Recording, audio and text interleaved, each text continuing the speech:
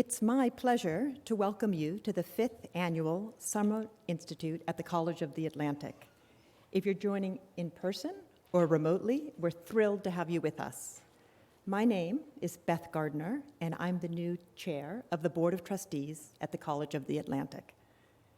The Summer Institute at the college is an example of what the college does best, taking the germ of an idea and running with it. More than 5 years ago, we had the concept to launch an Ideas Festival in the summer to explore ideas, to attempt to understand complex issues, and to shine light in COA's unique way on the fascinating interlocking connections between humans and nature. The idea grew out of a coffee in the Boston Back Bay between former COA chair Will Thorndike and a wonderful friend of the college, Judy Goldstein. The momentum with which this institute took off is breathtaking. Before we knew it, we were hosting distinguished speakers like the current Secretary of State, Tony Blinken, who I luckily had the opportunity to sit next to at a dinner after he spoke at the Institute a couple of years back. This Festival of Ideas is our way to bring the world to COA, but it's also a way to bring COA to the world. Each year, attendance at our Summer Institute has grown. This summer, we have a record number of people signed up to attend from across the globe. For our 5th Annual Summer Institute, which begins at this very moment, our topic is Good Food and Food Fights. Food is deeply embedded in COA as an institution through our pedagogy, our farms, and our unique way of educating. In fact, one special point I would like to underscore about the week ahead is that we have many COA alumni, faculty, and even a student participating. And so, without further ado, I will pass this year's inaugural session over to Darron Collins, our indefatigable president, and our very special guest tonight, Michael Pollan.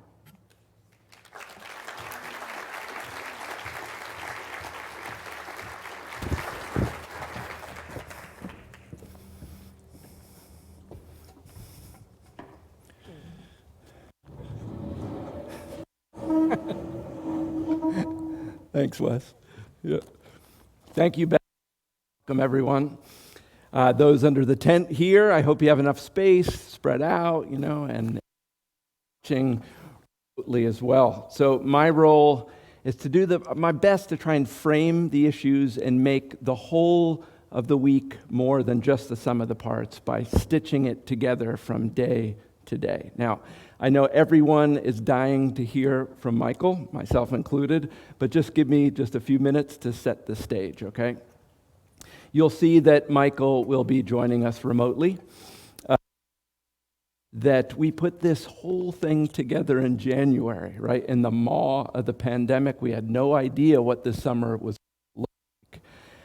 So the way to get the best cohort of people was to have a hybrid environment. Over the moon. I'm sorry.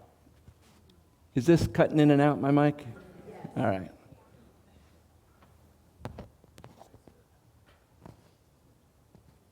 I love the mic, too. It's like, gives me that Madonna-like feel, It's a shame.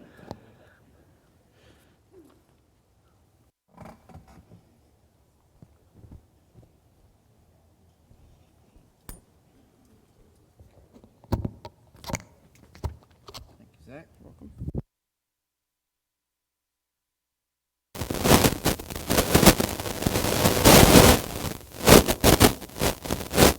How's that? Check. Check. Hello.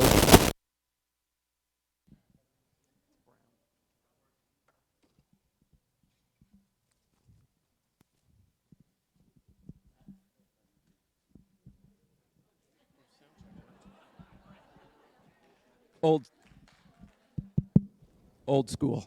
Right, yeah. Where was I? Okay, so the Institute, generally speaking, right, is about the College of the Atlantic giving back to the Mount Desert Island community, right? MDI has been so incredibly gracious and generous with COA. This is a way for us to give back to you all. And then second, like Beth said, it's a way to take a topic and really explore it in all its complexities, just like we do in the fall, winter, and spring when students are on campus. So those are that's kind of the big approach to the Institute. Now, if you've read the program, you'll see that I kind of broke the Institute into these 5 pillars. And just very briefly, I'm going to talk about each of the 5 pillars as a way to introduce our topic around food. First, this whole operation, everything we do is about place. It's about genius loci, the spirit of place. And whenever we consider a theme, no matter what it is, we all want to tie it back to MDI in some way, shape, or form. And when we talk about food, we're going to start by learning one word, and that word is Pessamcook. Will you all say that? Pessamcook. That's the Wabanaki word for Mount Desert Island, and it means the sandy place to come and spear fish, right? So know that word as the first way to recognize the Wabanaki people, but also learn that word as a first foray into understanding our food system here on MDI. Second, this is about dialogue. And again, I know you want to hear about Michael and want to hear from him, but it's as much about the dialogue between us and among us as anything else. The back and forth is really, really crucial. Now, in terms of food, I think you'll come to see that we are also in this constant dialogue with food itself. As we cultivate, as we harvest food, we shape the plants around us, but in the same vein, those plants shape us as human beings. Third, our aim is to give voice. Now, people like Michael, they have a really broad and well understood and well heard voice, but others don't. And it's our aim to try and fix some of that. In terms of food, we also want to give voice to those who are hungry and malnourished, and even those who are poisoned by the very food that they eat. And know that some of that actually happens right here on Mount Desert Island. Fourth, we're going to disagree. We know that. But we're going to do it constructively and with civility. And if you think food is like this apolitical, light and easygoing subject, it's not. And you're going to see that. And last, I think this week is about both edification and entertainment. Right? We're going to tackle some really tough issues around food and hunger, food justice, obesity, global environmental destruction, but we're also going to have fun, and we're going to enjoy, and we're going to celebrate food, because food is glorious and it's wonderful. Food is a prism. It's one of the best ways we can come to understand our own humanity and how we relate to both the material and the spiritual world, and there's no better way to begin this discussion than with Michael Pollan. So Michael is the John and James Knight Professor of Journalism at Cal Berkeley. He's also a Radcliffe Institute Fellow at Harvard University. He's a graduate of Bennington College, right to the west of us, and we're good friends with those folks over at Bennington. He went to Columbia for his master's degree and was executive editor at Harper's for 10 years before 1991, when his first book came out, Second Nature, and it changed my world. And the 9 books that came after that are just all extraordinary. Everyone, please help me welcome Michael Pollan to the Summer Institute. Thank you, Darren. Thank you, everyone. I so wish I could join you under that tent. Unfortunately, I can't, and I'm here in Berkeley, California, and it looks like the weather's actually better there than here. But anyway, I'm hoping sometime in the future we can do this in person. you've got to be here, right? At some point, we're going to bring you back, Michael. Yeah. So it's a real honor for me to be able to talk to you. And listen, first off, I want to congratulate you on your new book. This is Your Mind on Plants. We have loads of Thank you. copies of it. If you have not bought it, you should immediately. And for those of you who haven't read it, it's about 3 very interesting alkaloids: morphine, caffeine, and mescaline. And the 3 plants that are the vessels that contain those alkaloids: opium poppy, coffee, and the peyote cactus. So Michael, to start us off, could you just talk a little bit about the book? Tell us why you wrote it, and what's the relationship between those 3 plants? Yeah, I'd be happy to. My interest as a writer from my whole career has been about our relationship to plants, and how they, as you were alluding to earlier, how they change us and how we change them. And this goes back to the time I was a gardener, when I began gardening at 8 years old, believe it or not. So this obsession has taken me in a lot of interesting places. One kind of obvious place you go, if that's what you care about, is looking at food. One of our most important engagements with plants and with the natural world in general is through agriculture. Through our eating, we affect nature more than anything else we do. And so, if you visualize the main trunk of my work is this interest with plants, one big branch off of that is food, and I'm sure we'll talk more about that. But another really interesting branch is the human desire to change consciousness. Something about us is just not satisfied with everyday normal consciousness, and we turn to plants and fungi as tools that allow us to do all these interesting things to transcend everyday normal consciousness. So this has been an interest of mine going back to, I guess, when I first started smoking pot in high school, but as a literary matter, Botany of Desire, where I wrote about cannabis. And I've always wanted to take a deeper dive into understanding that desire, what's behind it, what is it good for, if anything, and I think there is a lot that it's good for. And so I thought that looking at these 3 case studies would be a really interesting, rich way to explore it. So I began looking at opium as a downer. I mean, there are 3 big classes of drugs: downers, uppers, and what I call outers, the psychedelic. And that was mescaline. And the upper in this case is caffeine.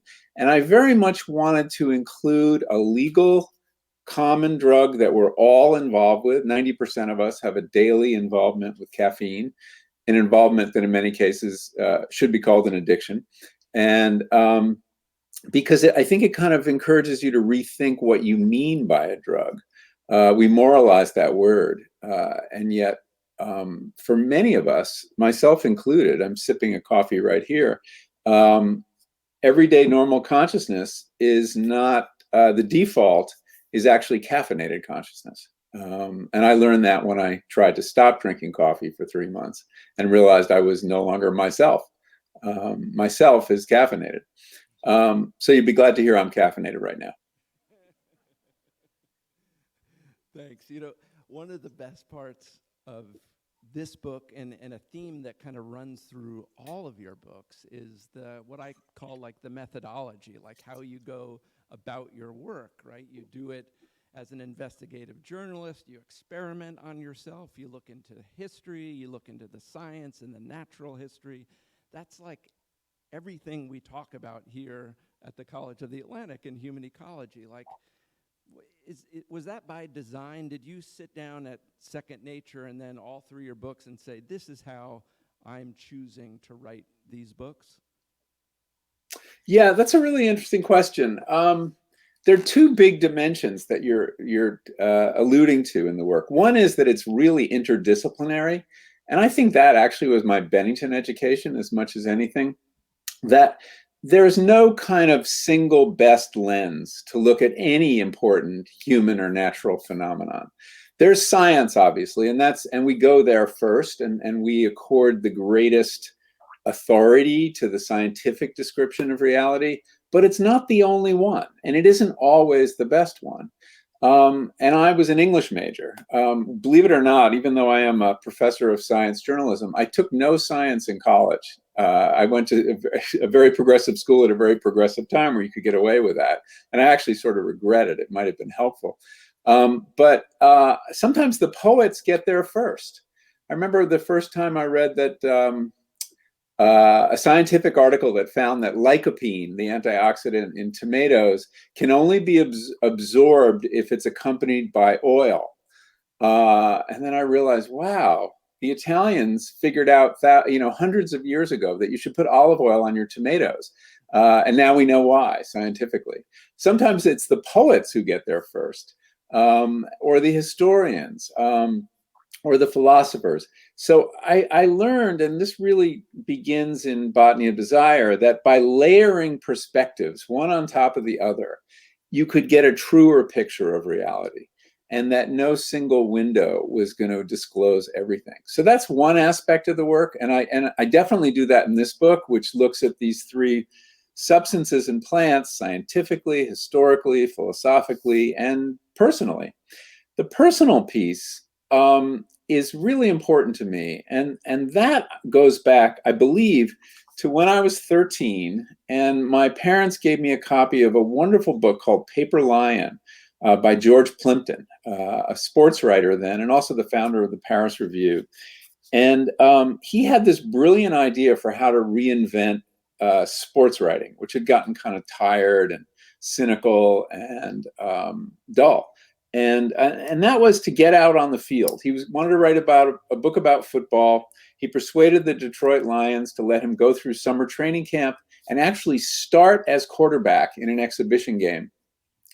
He acquired a perspective on football that you had never seen before, because the people who had a lot of experience in football took it for granted. It was normal. But he was doing it for the first time. And that sense of wonder and first sight is such a powerful thing. And we only have it the first time we do anything. So from that, and I only realized this much later, came this idea of finding an interesting and hopefully funny place to put myself in a story. So when I wrote about the cattle industry for Omnivore's Dilemma, I bought a calf and followed it through the food system. And when I wanted to learn about architecture and building for a place of my own, I built a little house. And I found that gives me a place to stand in a story. It opens up, since I'm always a fish out of water, it opens up, possibilities for humor and for narrative. Narrative doesn't come easy to me. I'm not like one of these born storytellers like Michael Lewis. He's a terrific, he just sees the world in terms of cool stories. I have to work at it. And one of the ways I found that works for me is to tell the story of my journey, my exploration of a topic, and get away from the journalist's usual perspective, which is often a little more cynical than it needs to be, which is, just doesn't open up those possibilities for awe that I think are so important in writing. You would have made such a great COA student. I mean, you've been perfect, right? Like we call it experiential education, right? And I'm an anthropologist, and ethnography is my kind of background in addition to human ecology, and that's what it's all about. It's about being comfortable being an amateur at things, right? And being a kid all over again. That's a really key word, amateur, and it's really at the center of my work. I mean, if you read anything I've written, articles or books, you will find I'm kind of an idiot on page 1. I don't know anything yet. I just have questions. I have curiosity.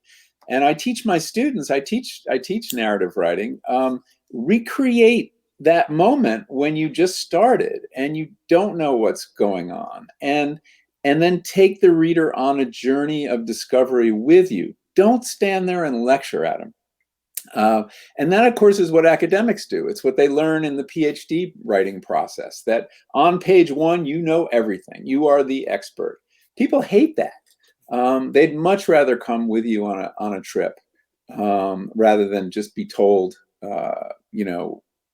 the answers. And so I try to avoid lecturing whenever I can. Great. Now, I've got two more questions specific to the new book. And one of them has to do, where is it? Here it is. I'm holding in my hand a seed packet. And it's a Papaver somniferum. And it is the poppy cherry glow, right? The first section of your book is about opium poppy. It's really, really interesting and historical. Am I going to get in trouble, like, by holding this? And if I go and plant it in my backyard to grow the flowers, am I going to get in trouble? What's wrong with this picture? Darron, you're okay so far. If you plant those seeds, however, the seeds are perfectly legal. And it's perfectly legal to grow Papaver somniferum if you do not know that you are growing a scheduled substance, which is to say opium or morphine. If you know that, and if you have any intent in your mind to consume that opium, or to manufacture it, to turn those poppy heads into a narcotic tea, which, by the way, is very easy to do, then you are breaking federal law. And I learned this somewhat to my peril back at the height of the drug war in 1996, where I began growing opium poppies in my garden in Connecticut, where I lived at the time, because I'd read this underground press book called Opium for the Masses, which said that it was really easy to grow an opiate, and you could do it from legally available seeds. It's the same seeds in poppy seed bagels or in the spice aisle of your supermarket. But the state of knowledge, mens rea, as the lawyers say in Latin, really dictates whether you're breaking the law or not. So all of you who have heard me say this and now know this about Papaver somniferum can no longer grow them innocently. I'm very sorry to have shattered your innocence. The proof that you know what you're doing, however, might be a little harder for the police to nail down, since you don't have to admit you were ever here or ever heard me. But if they search your home and you have your book, you're dead. Yeah, then you're screwed. You're in real trouble, right? Okay. Now. Yeah, then you're screwed. My problem in writing about it was that I was corresponding with the man who'd written Opium for the Masses right before he was arrested. Believe it or not, this fellow was arrested, and all he had in his possession were dried opium poppy heads from a florist shop and a copy of his book. And putting those two things together, the Seattle police came after him and threw the book at him. So it led to a summer of fear and paranoia for me, because my email was on his hard drive discussing how to do this and why I wanted to do it. In the end, nothing happened to me, luckily, but I did learn. I started investigating what was going on. And again, this is back in 1996, a very different moment. This is really when the drug war was raging and millions were being arrested for drug crimes. Mass incarceration was really underway. I then wanted to publish this piece in Harper's Magazine. They had assigned it. But on the advice of lawyers, I actually had to self-censor and take out the passage where I'd give you the recipe for making opium poppy tea and the so-called trip report where I describe how it makes you feel. And this is, I never felt good about this act of self-censorship. But I always wanted to republish the piece in its entirety, which I did in this book. But I also surround it with a new narrative that was unknown to me, in fact, unknown to any of us in 1996. And that is the same summer that the DEA had this quiet campaign to crush amateur opium growing in America. And they were busting other people and telling nurseries not to carry opium poppy seeds. That same summer, Purdue Pharma was introducing OxyContin and sowing the seeds of the opioid crisis that would kill hundreds of thousands of Americans. and so it becomes a real parable of the drug war, that the DEA was going after illicit drugs at a time where it was licit drugs that were creating the single biggest public health problem related to drugs in our time. So I tell that story too in that chapter. And thankfully, there's signs that the drug war is waning, that there is a new openness to looking at the value of some of these illicit substances as tools, psychedelics in particular. Their identity is changing slowly, but it's definitely changing. And that we may be, at a moment where we can begin to see the end of the drug war, which is coming not a moment too soon. Really interesting. Yeah. Now, the third section of the book, which is new, like all new material, right, on the peyote cactus, its use, its history, natural history, and conservation, and the relationship between the plant and the Native American church, right? And in this section, you describe an exchange you have with a Navajo man, right, Stephen Bentley, who he wasn't all that excited about talking to you, really, right? And I forget the line, but it was more or less like, hey, I've talked to white guys before, and it seems like whenever Native people talk to white guys, something bad happens, right? They shine light on something that we don't necessarily want light shown on. So my question is did you have any pause in this book, right? And shining kind of a light on peyote cactus, and it's an amazing plant with a really important natural history and relationship with humans. But have you heard anything from the Native American church? What's the reaction to the book been from the Native American church? And maybe just explain real briefly what the NAC is. Yeah. Sure. So I was very interested in looking at mescaline, which is produced by the peyote cactus, as you say, but also another cactus too, called San Pedro or Wachuma, and that it's been used by indigenous peoples for at least 6,000 years in America. That's when we found the earliest archaeological evidence of peyote use.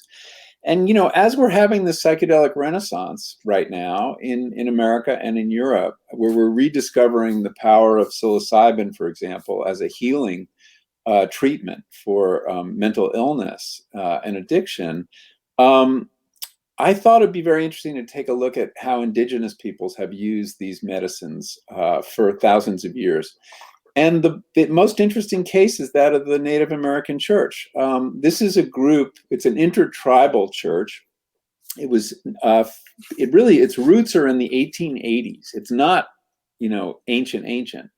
And it comes about at a time when Native American culture was on the verge of being annihilated because of US government policy.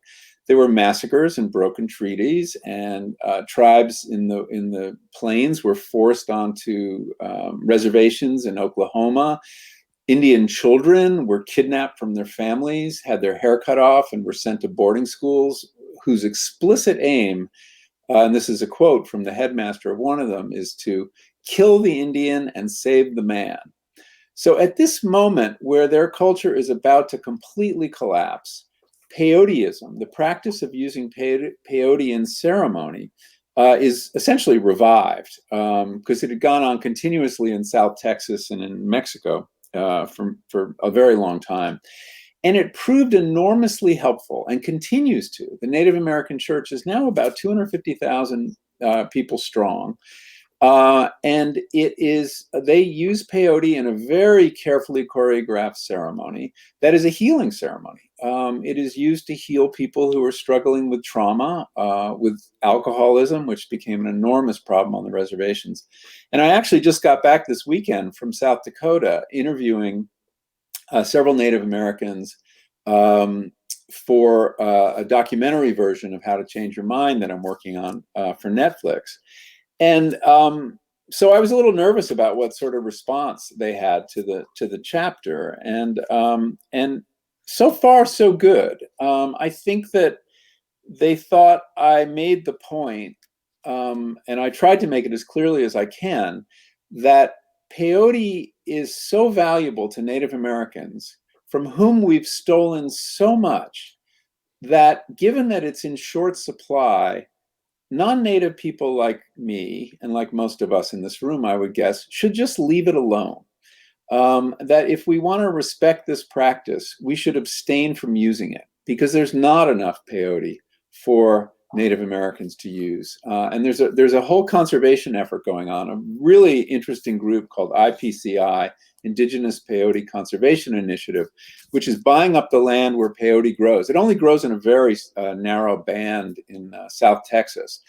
And preserving it for Native Americans. And so I tried to make the point that if Anglos like me want to explore mescaline, there is synthetic mescaline, and there is the Wachuma or San Pedro cactus, which is a lot easier to grow, is also used ceremonially by South Americans, but is not in short supply. So I think the fact that I was willing to make that argument pretty strongly was helpful to the Native Americans I was interviewing. There is rightfully a lot of suspicion when you begin doing journalism about Native Americans. You need to approach them in a spirit of listening rather than lecturing. And Steve Benally, the guy you're referring to, you know, when I asked him what I thought was a very simple question, like, what has peyote done for your people? He was like, why should I tell you? And, you know, that you're in a long line of discoverers coming to, you know, native lands to discover things that ends up being more than discovery, but theft. So I came to understand that point of view, and it was humbling, actually. And I had to learn a whole new way to talk to people who've been through that experience. But you know, so far so good. I haven't heard from Steve Benally, but the other Native Americans I wrote about have been receptive to the book and its approach. So I'm very relieved for that. It took a lot of sensitivity on my part to get it right. I think you got it right, because compared to, like, you know, the Carlos Castaneda kind of books and that was in their minds too. That was really different, right? This is the polar opposite experience of that, which is great. You know, Judith's not there, is she? Your wife? No, she's at her studio. There's such a great... Thanks for asking. Tell her I said I really want to meet Judith at some point, because there's a great passage about Judith in that last section. It's really endearing, and I thought that was brilliant. I feel very lucky that Judith, who's not a public person, a very public person, has allowed me to write about her in this book. Usually she edits and reads everything I write before it leaves the home, and invariably crosses out herself and lines she has in the book. In this one, she and I both participated in a ceremony with Wachuma, in which she had a very powerful and transformative experience. And she let me describe it, which was incredibly generous. I know it makes her very nervous, that she feels very exposed about it, but I'm very grateful. You know, being married to a writer, or being the son of a writer or daughter of a writer, you know, it's dangerous. You could find yourself written about, but she's taken it very well. So another relief about that chapter. It was a treacherous chapter in many, many ways. That was great. She appears in a place of your own too, right? As you're kind of trying to locate where the home's going to be, and that was touching too, when you just had a newborn baby, and yes, it was great. Yeah, although she was very annoyed about that whole project, because you know, we had just had Isaac, our son, and I was spending every weekend building. And you know, leaving her with the childcare. So I've continued to pay a price for that book for many years. Tell Judith we all say thank you, for sure. Yeah. All right, I'll pass that on. Yeah, you know, one of my questions was actually, hey, are you going to do some Netflix documentaries around the two most recent books? And so you answered that. But in terms of food, I don't know if you've seen it. Cooked is a great book, and Netflix did a 4-part documentary on it. I just thought it was beautiful. And with food, it really works, right? Because food can be such a visually engaging thing. Yeah. That opening shot in Australia in the red earth, I mean, it's really amazing. I think it's going to be harder, this series. Do you? Tell me about it. We are struggling in many ways. We're on our second director, third editor. It's much harder. First of all, some of the things we want to film are not legal. As much as I like to do immersive journalism, I'm not going to take psychedelics on camera.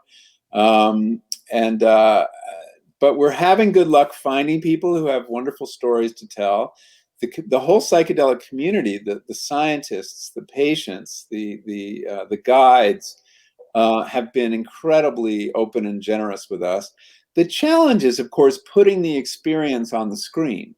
In the same, it's not like putting cooking or eating on the screen. It's a lot harder to do. And the visual vocabulary we have for psychedelic experience, which essentially was invented by, Peter Max and a bunch of people in the 60s, just is dated and not quite right. And so we've engaged with a special effects firm in Los Angeles that is doing a really good job creating the feeling of psychedelic experience, or some certain psychedelic experiences. And so we're hoping to be very immersive that way. And so, for example, there's a famous psychedelic journey that Albert Hoffman took, the first person to ever take LSD. He took a very large dose, not knowing how little you needed of LSD, and took a famous bicycle ride home from his laboratory in Switzerland. And so this firm has done a wonderful job of evoking that trip, which was very frightening, and what it felt like to be tripping while biking on cobblestone streets. And so we're hoping we've got a way to visualize these experiences that'll be very compelling. But it's been difficult and expensive, and it's taken a long time. Plus, we dealt with COVID. So I don't think this is going to be done until the end of the year. Great. All right, I'm going to try and bring us back around to food, because that's what the week is about. And Omnivore's Dilemma, right, came out in 2006, so like 15 years ago. And I always wondered, I knew you wrote a piece in the Post like 10 years after Omnivore's Dilemma. And I wonder if you could reflect a little bit on the global food system. Like, have we improved at all over the past 15 years? Are there areas we're heading in the right direction, or where have we just completely stalled in terms of food and food sustainability? Yeah, that's a really good and not easy to answer question. The food movement, which is really dated to the early 2000s, the modern food movement. There was another food movement in the 70s with Wendell Berry and Francis Moore Lepay's work. But that conversation kind of stopped during the Reagan years and then came back with Fast Food Nation and Omnivore's Dilemma and Marion Nestle's work. And, I think we know a lot more than we did then. We know, for example, that most of our health problems, chronic disease, which is what kills most of us, at least 75% of that is the result of our diet. I think we now know that food and agriculture are a system, not separate things. Back then, if you wanted to read about agriculture, you had to read the trade magazines, Beef Today or Progressive Grocer. And food journalism consisted of, articles about chefs and recipes on Wednesdays in your newspaper. This idea of food as a complete system has taken hold, and I think that's very powerful and necessary. So the links to health have been determined, the links to the environment. We now know, in a way we didn't even just 10 years ago, that the food system is one of the biggest contributors to climate change. that there are. So in the realm of consciousness, we've made huge progress. In the realm of behavior, not so much. There's some very encouraging things to point to. We used to have one food chain, essentially the industrial food chain, the one that depends on monocultures and pesticides and results in processed food, and is essentially this corn and soy-based system, which is contributing to our health problems and environmental problems. Now we have a couple food systems. We also have a very vibrant organic food system. We have a very vibrant local food system. Farmers markets are thriving. And in fact, local food systems did very well during the pandemic. They grew. But it still represents a tiny percentage of the global food economy. And, you know, has the diet changed? I'm not optimistic that it has in any kind of profound ways. I think we're still eating essentially a toxic diet, most of us. The affluent have changed the way they eat, many of them, and that's something, but it's not enough. There is at least now a conversation about all this. I think that leaders in Washington understand that fixing the food system is key both to public health and environmental health. And you know, Biden has made very positive noises about enlisting farmers in fighting climate change and paying them to sequester carbon. That's encouraging. We'll see how it's done. It could turn into just another, giveaway to farmers, like subsidies. Much is in the details.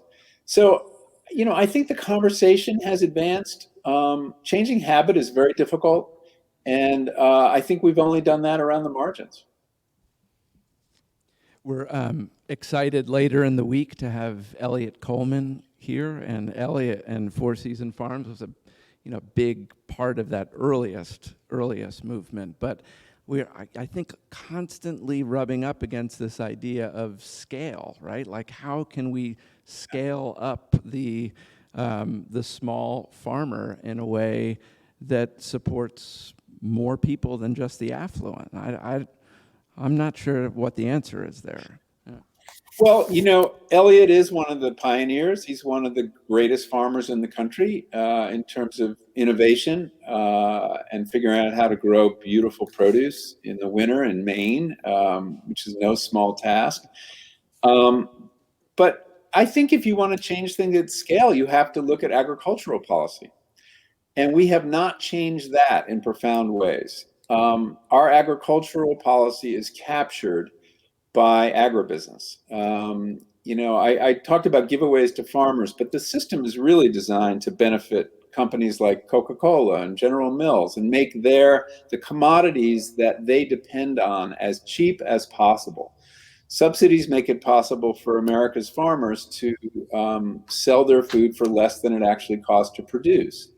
And that until we change that, until we start rewarding farmers for being stewards of the environment, until we start organizing our subsidies around the quality of calories produced on our farms, not just the quantity. In other words, rewarding people for sustainable agriculture, for growing organically. And we're not doing any of that. Until we change agricultural policy. And you have to look at the agriculture committees in the House and the Senate. There are very few progressive voices. One of the key progressive voices, of course, is Shelley Pingree, who many people in your audience know well.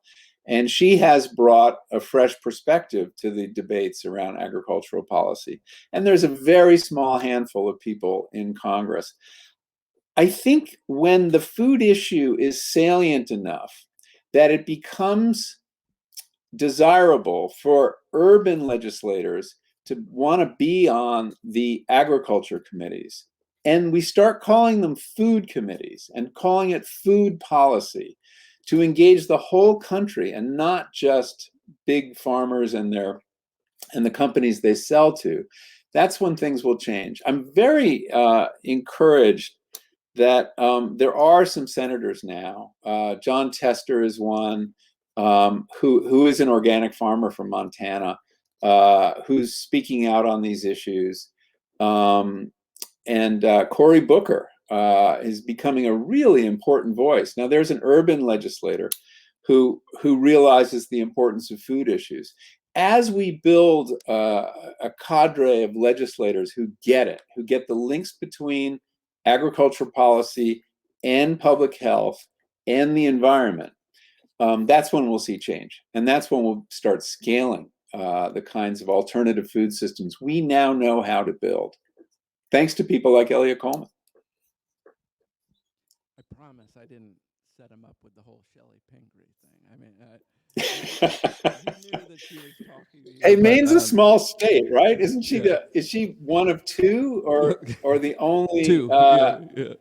two? Yeah, She's I know. the congresswoman from the 1st District, and we're very proud that she's a College of the Atlantic alum, and I'm, of course, wildly biased as an alum and president myself, so I always like to talk about that. But so I'm going to ask she's a really precious voice.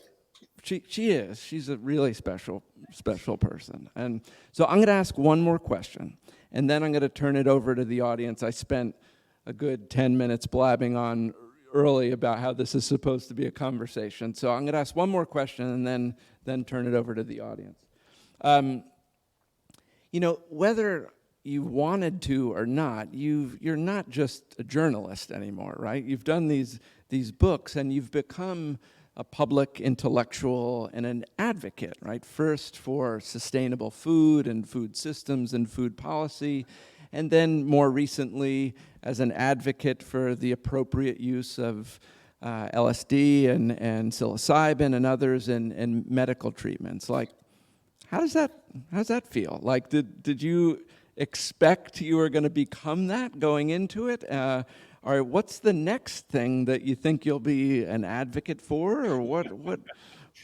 The answer is it's awkward. I identify as a journalist, someone who is paid to satisfy his curiosity, to make inquiries on behalf of his readers, and learn stuff. And with food, I was that for many years. But at a certain point, you've learned enough about a system to realize what's wrong and what's right and what needs to change. And so you go through this evolution where you become an advocate, and you lose some of your journalistic privileges when you do that. The danger is you're consigned to the op-ed pages, and I want access to the news pages of the New York Times. So it is a little bit awkward. And on psychedelics, I did not expect to become an advocate when I started, but I saw that this is very promising research and it needs support. And right now it's all philanthropic support, private philanthropy. There's no federal money to speak of in psychedelic research. So it's an evolution, and I never expected to be so involved in the policy conversations around two such different subjects as food and psychedelics. But there it is. And so to the extent I feel I have a constructive role to play, I play it. But I do draw the line. I mean, because I don't really have all the answers. I'm not an expert on agricultural policy. I can tell you in broad strokes how it needs to be reframed. Ditto, there are huge policy questions around psychedelics. Should we decriminalize them? Should we legalize them? Oregon has legalized psilocybin therapy beginning in 2023. Is that a good thing or a bad thing? I'm still much more comfortable wearing my journalist hat than my advocate hat. But sometimes you're obliged, when you see a wrong, to right it. And I think you can reconcile advocacy and journalism. You just have to declare yourself. Where are you coming from? What do you think? And share the process of coming to conclusions. But it was never in my life plan, I have to say. Great.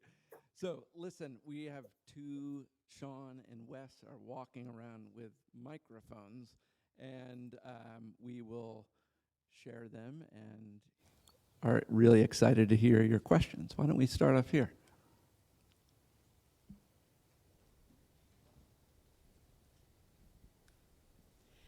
Thank you for joining us, Mr. Pollan. It's such an honor to hear you speak. I have read all of your books.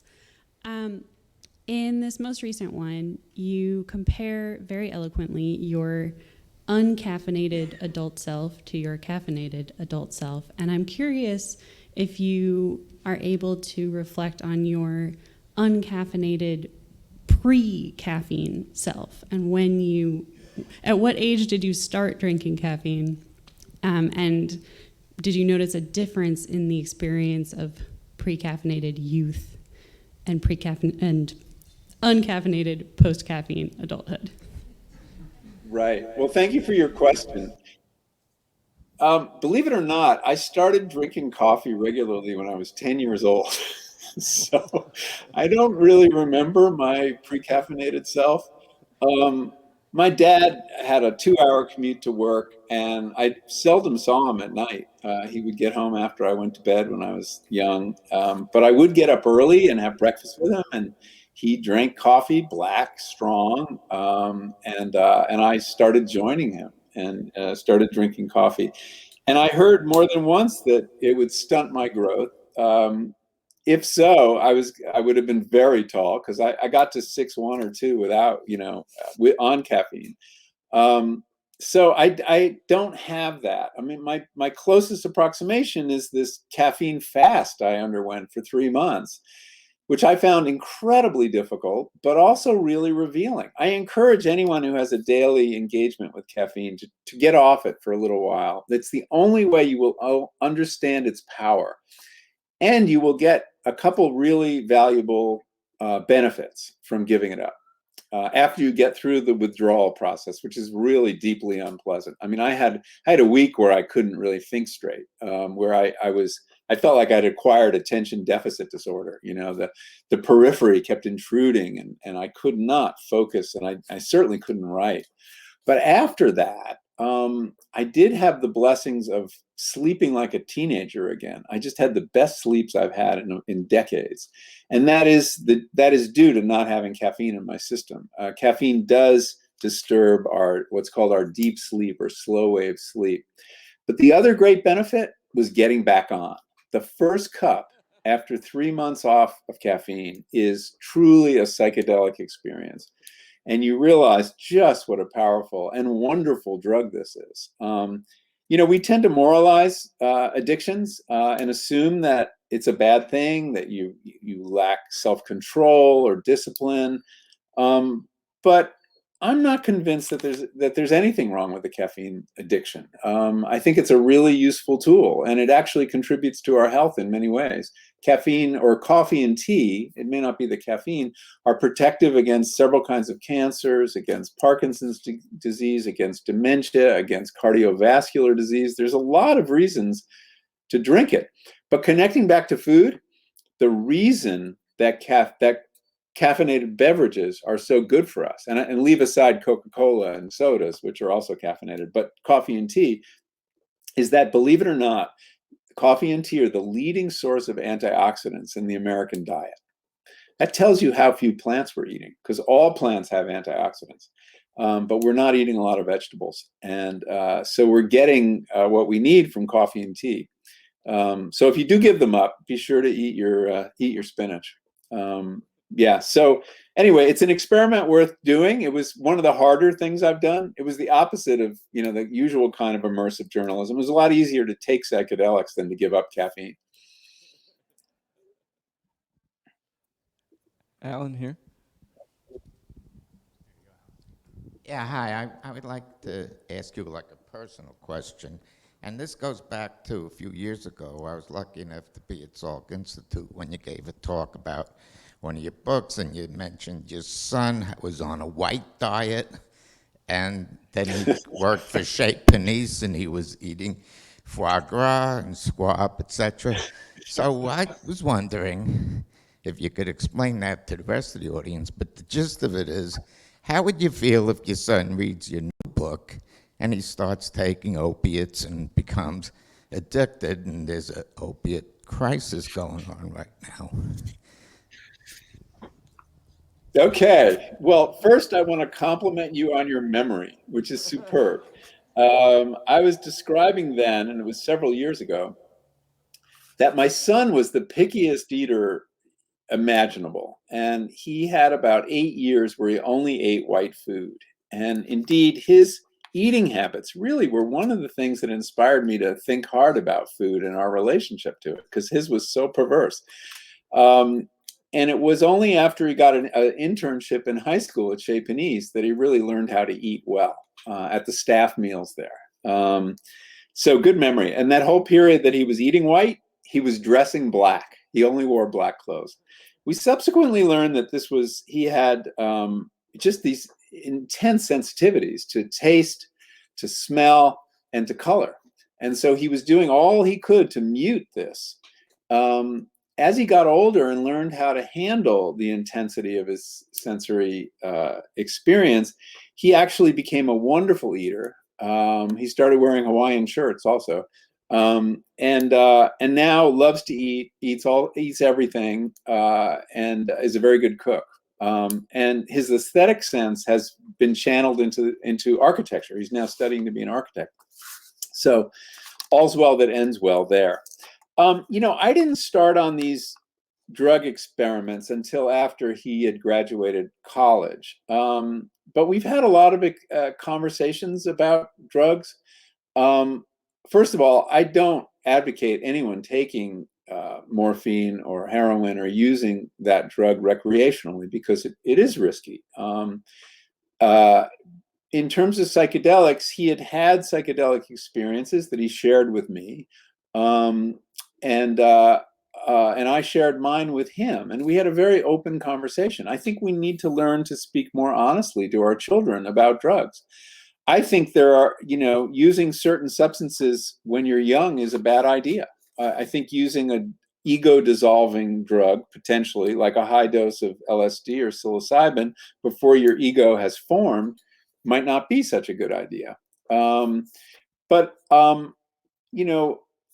Drugs are tools, and they can be used well or badly. And the way we've taught our kids to just say no, the kind of propaganda we put out that demonizes drugs in a way that is just not credible.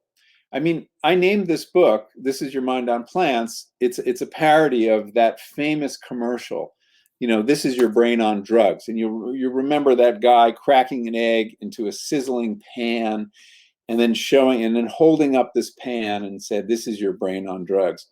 Well, kids used to watch TV stoned, waiting for that ad to come on to laugh about it. They knew that this was bullshit. And, there are risks attached to drugs. It's very important we explain it to people. But by exaggerating them, we lose all credibility in that conversation. So had I younger kids at the time, it might have been a more difficult conversation than it was. But I think that, we owe it to our kids to have this very complicated conversation, since it's not straightforward. I mean, there are serious risks attached to psychedelics too, psychological risks. And addiction is a risk. But it's important to understand too that we are curious creatures. We are pleasure-seeking creatures. We want to change consciousness. It begins when we're little, and kids like to make themselves dizzy. Kids like to eat sugar. They have their own drugs, and we need to learn how to tell them the truth. And so that's what I would endeavor to do, as hard as it might be. We got a question here. You've done a wonderful job chronicling our susceptibility to substances found in nature to kind of change our mind. And I'm wondering, in all the work you've done, has your research led you, one can imagine a world in which that wasn't the case, in which we didn't have those susceptibilities. Has your research led you into thinking about why we have them? Well, the susceptibility to change consciousness has several different roots, I think. First of all, we shouldn't lump all these drugs together, although the government does, because they're really different. I mean, a psychedelic is so different from an opiate that it's amazing that that there's any category that embraces them both. We change consciousness for many reasons. One is to relieve pain. Opium has been a very important drug for our species for thousands of years. It was really the only important drug in the pharmacopoeia for a long time. That in that pain relief was about all that medicine had to offer. And we should recognize that relieving pain, physical and mental pain, is an important drive that we have. And we need to look at the reasons people need their psychological pain relieved. I mean, addiction, we now know, is much more common in people who have suffered trauma as children. There's usually suffering that's being relieved through drugs. It's a misguided way to relieve suffering in many cases. But addiction may not be a disease as much as a symptom of psychological problems, a symptom of economic distress. Just look at the map of the geography of the opioid crisis, and you see it's in places that have been devastated, where there's also lots of alcoholism. So we have to understand that the drugs have these hooks in them. It's true, they are addictive, but the hooks only set in certain brains. And those are the brains of people who are suffering in some ways. So that's one thing to keep in mind. But there are other things I think that drugs do for us. They also relieve boredom. We are curious creatures and we want to experiment with other ways of being. They're also spiritual. We want to transcend the narrowness of these ego cages we've built around ourselves. And we seek to transcend through religion. We seek to transcend through, fasting and meditation. Egos are very, useful. They get books written. They do all sorts of good things for us, but they also trap us and they disconnect us from other people. And that's another thing we look for in drugs. In alcohol, for example, the sociality of it, the fact that many drugs are pro-social. Not all of them. Some tend to isolate us, but some, like alcohol, like MDMA or ecstasy, make us feel connected to other people. And that is a very useful tool. So I think we've got to look at them all individually. The other important thing that I think drugs have done for us historically is they contribute to cultural evolution in really interesting but very hard to chart ways. The encounter of certain molecules with certain minds has given us new ideas, scientific breakthroughs. We have documentation of this. They've given us new metaphors, beautiful poems. They've given us visions that have animated religion, possibly. Very hard to prove, but psychedelic sacraments have been part of religion for a very long time, and there's a lot of very exciting research going on in that area. I mean, where do you get the idea that there might be an unseen realm behind this one, or an afterlife, or an underworld? Well, those visions, which have been so powerful in inspiring religious observance, could well have come from psychedelic experience. So there are a lot of benefits that have come along with all the pain and suffering. Got one way up here in the front.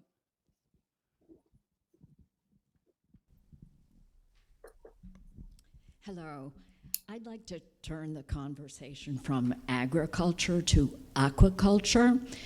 Governor Mills here in Maine has identified that industry as one of the key ones in her 10-year economic development plan. But there are a lot of people who protest against it. From what you know with agriculture and large agribusiness, do you see any productive, beneficial path forward for aquaculture? Well, thank you for your question. That's a terrific question. I think learning how to get aquaculture right is actually one of the most important projects of the next few decades. We have to figure this out. The problem with aquaculture thus far has been that in many cases, it doesn't take pressure off wild stocks of fish.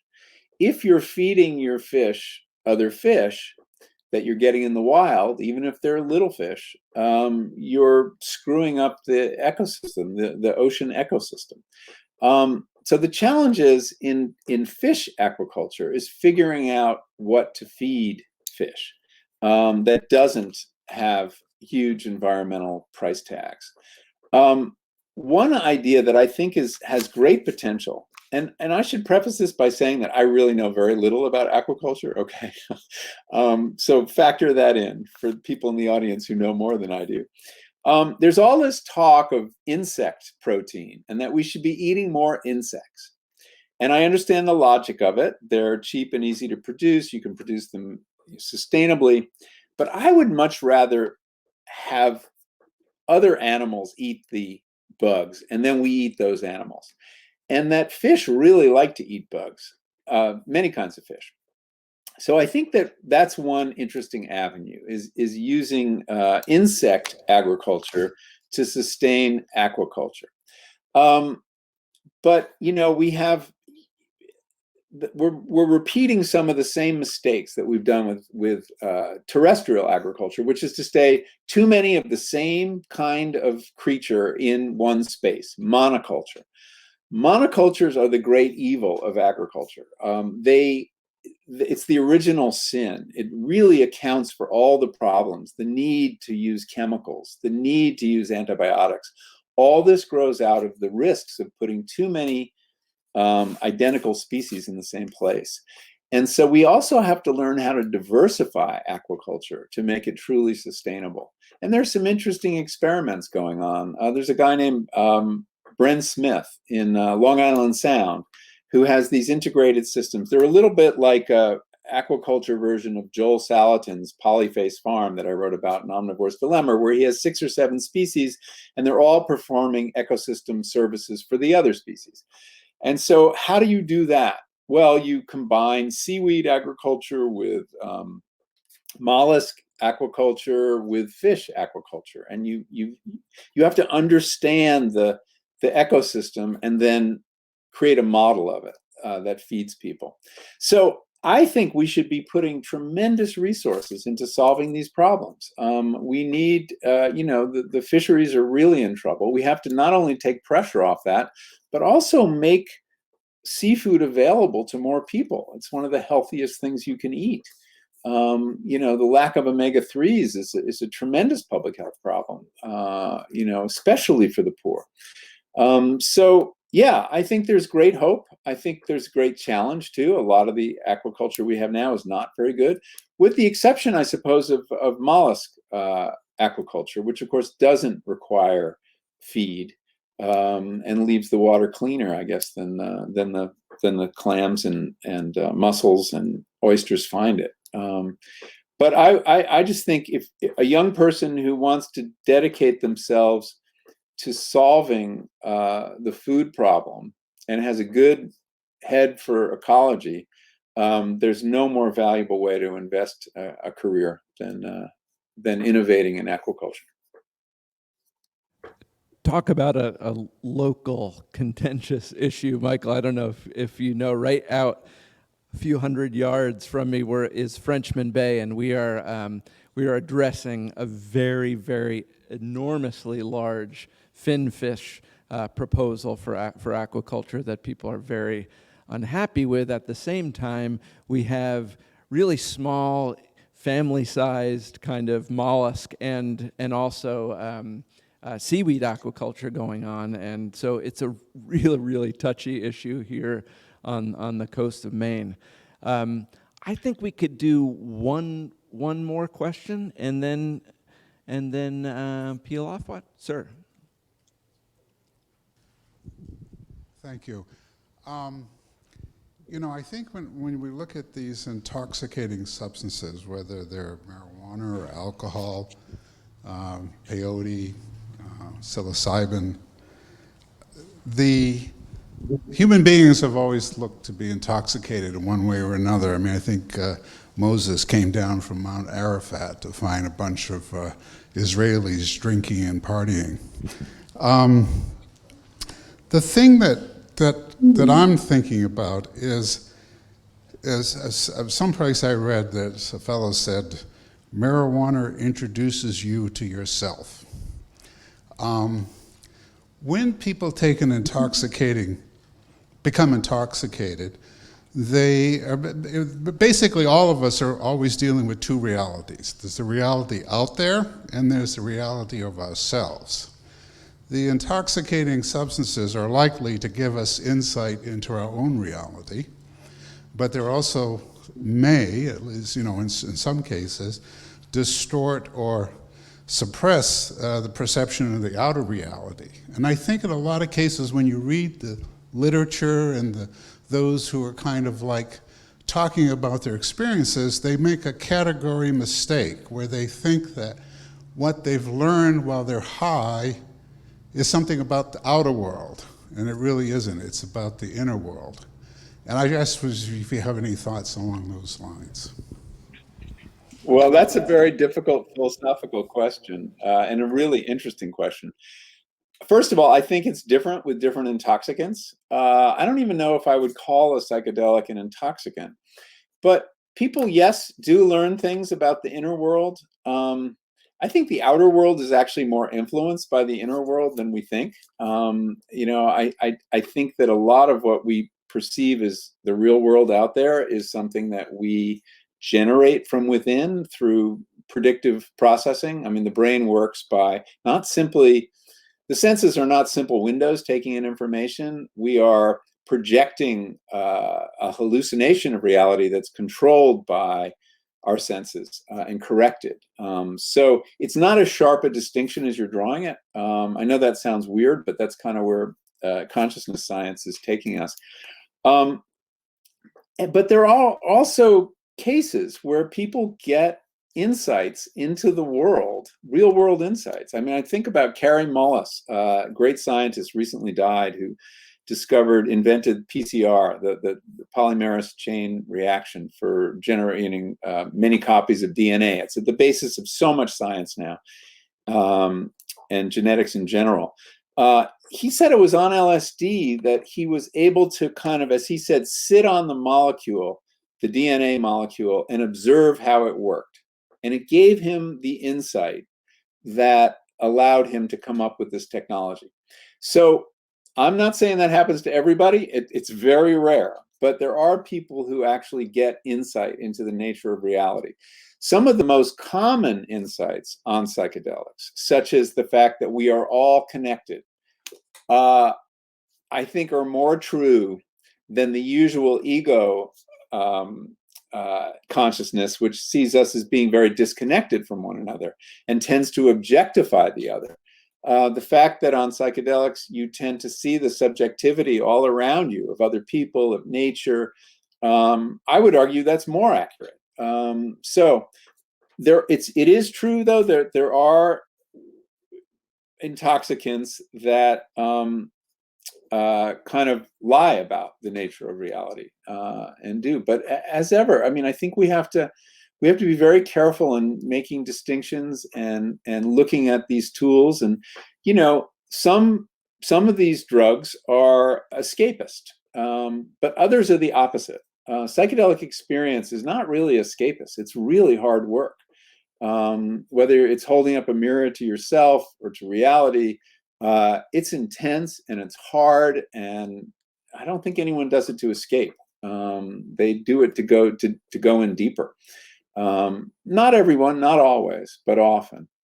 So anyway, it's a really rich topic. I can't do justice to it. I do talk about the veracity of psychedelic experience and what a difficult issue that is to determine whether, you know, people have insights. Are they accurate or not? And it's very hard to say one way or the other with complete confidence, because it's different case by case. Thank you for such a provocative question, all the questions. Thank you so much.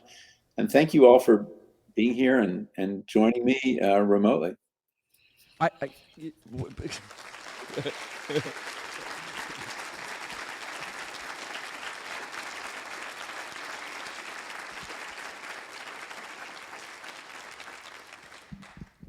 I knew it was going to be really hard to steer the questions back to food with this topic in your recent book, and I'm remembering Aldous Huxley's Doors of Perception, right? And on this last question about mescaline being in the reducing valve of the brain, right? And what Huxley said was that he learned more about the fold in his flannel trousers, right? So he really came to have a deeper understanding, not with the metaphysical, but with the physical, and that's really interesting. Anyway, sorry.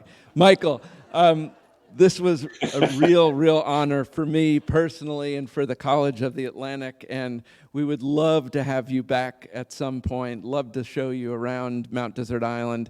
It's a very, very special place, and I hope you'll consider coming for a visit. But at this point, just thank you again. Thanks for everything. Oh, thank you, Darron. And thanks to the audience, and I'm very eager to get there. So invitation accepted. Excellent. Tomorrow, Tuesday, 9:30, we're going to be talking with none other than Shelley Pingree, COA alumna, class of, I think she was 1979. But right now, we're going to wander over to the Red Bricks and have a toast and a drink. And I just thank you all for participating. Thanks, everyone.